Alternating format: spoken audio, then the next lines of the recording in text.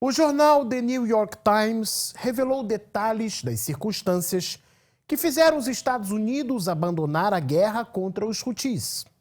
Os militares norte-americanos tiveram grande dificuldade para ter superioridade aérea contra um grupo que não tem aviões de combate. Um caça F-35 quase foi derrubado pelo fogo iemenita. Várias bombas foram despejadas contra os Houthis, mas o Pentágono chegou à conclusão que tudo isso não tinha servido para praticamente nada. Fique até o final deste vídeo e deixe o seu comentário.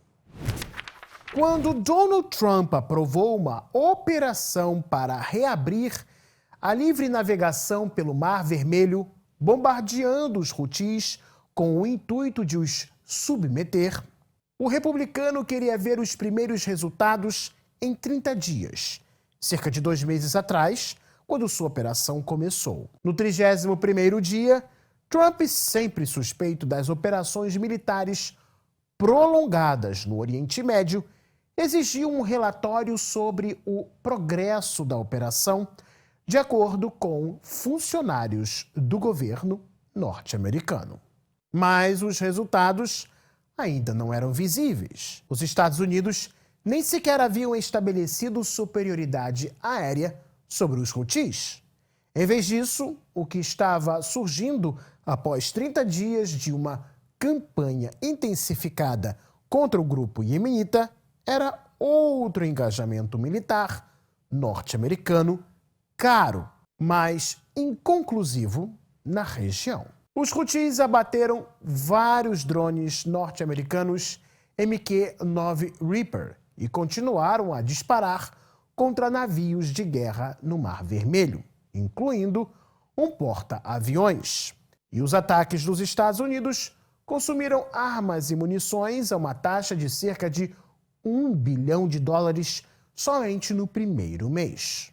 Fora isso, surgiu o fato de 2 F-18 de $67 milhões do principal porta-aviões dos Estados Unidos, encarregado de realizar ataques contra os Houthis, terem caído acidentalmente do porta-aviões no mar. A essa altura, Trump já estava farto.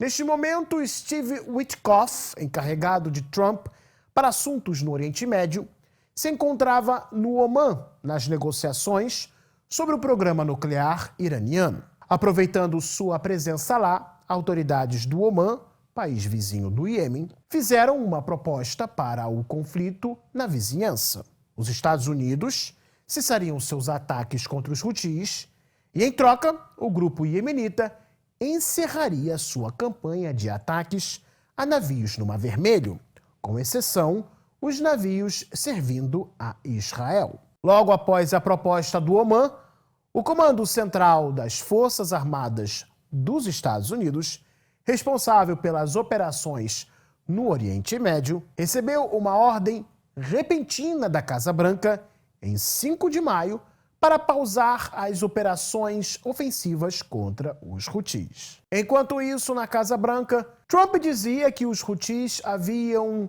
aceitado o fim das hostilidades, embora pouco antes ele tinha prometido aniquilar o grupo completamente.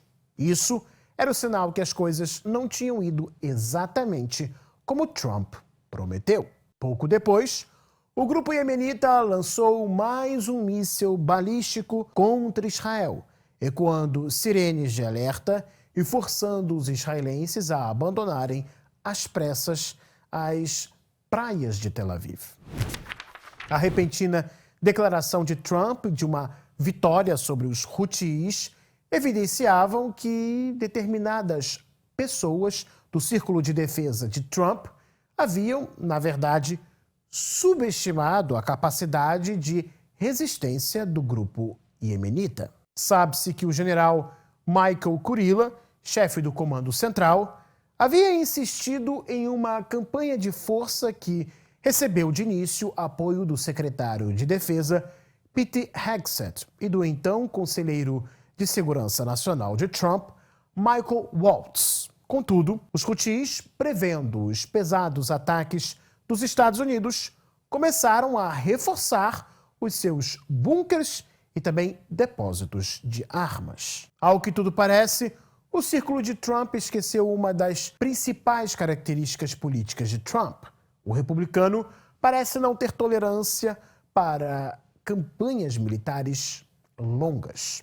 Trump nunca conduziu operações militares de longo prazo e, durante seu primeiro governo, criou as bases para a saída dos Estados Unidos do Afeganistão, assim como tentou retirar suas tropas da Síria e Iraque por completo. Além disso, o chefe do Estado-Maior Conjunto das Forças Armadas, o general Dan Ken, estava preocupado com o fato de que uma campanha militar de longa duração contra os Houthis desviaria boa parte dos recursos militares para longe da região da Ásia-Pacífico. Seu predecessor, o general Charles Brown, também tinha tal visão.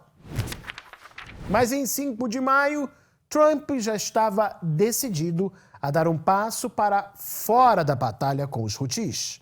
Ele disse que honra o compromisso dos Houthis com o fim dos ataques a navios. Logo depois, Anna Kelly, funcionária da Casa Branca, afirmou para o The New York Post que os Estados Unidos haviam realizado mais de 1.100 ataques, matado centenas de combatentes dos Houthis e destruído armamentos deles, assim como também munições. Sean Parnell, porta-voz do Pentágono, disse que a operação tinha sido, desde o início, concebida para ser limitada.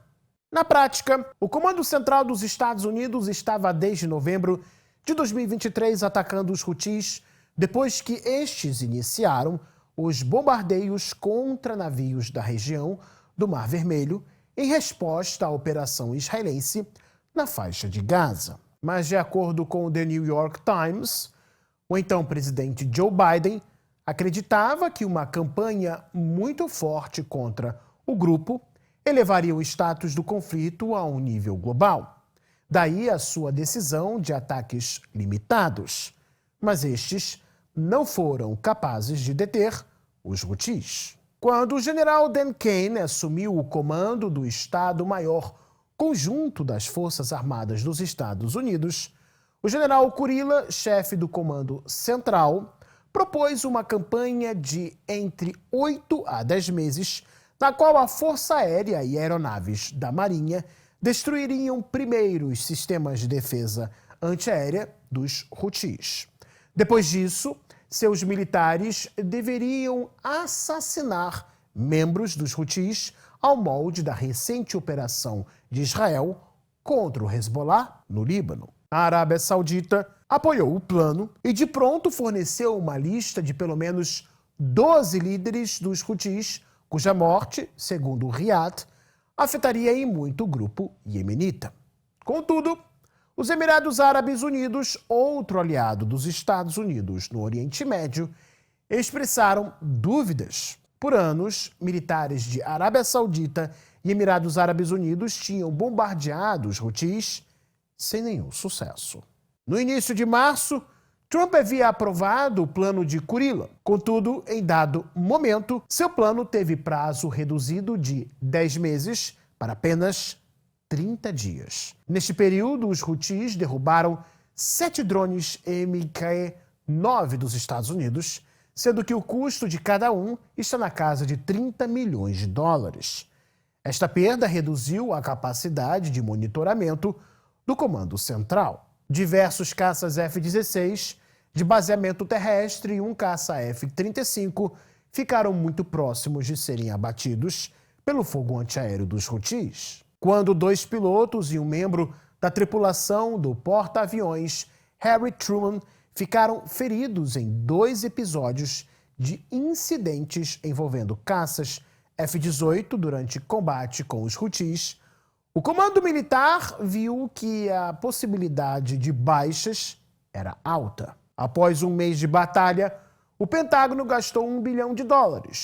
Boa parte de seus estoques de bombas e mísseis foi usada, fazendo o Pentágono temer a possibilidade de não ter o que enviar de imediato para Taiwan em uma hipotética ação militar chinesa contra o arquipélago. Foi exatamente neste momento que a Casa Branca começou a exigir uma análise detalhada do que realmente estava acontecendo. A comunidade de inteligência dos Estados Unidos chegou à conclusão que a operação estava causando danos aos Houthis, mas que estes poderiam ser superados rapidamente.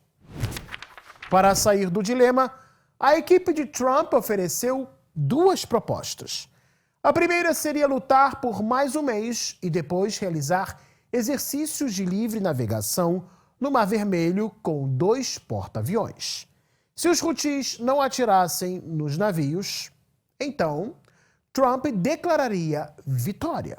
A segunda opção seria prorrogar a campanha para dar tempo para forças iemenitas contra os Houthis retomar operações e os remover de portos importantes e da capital Sanaá.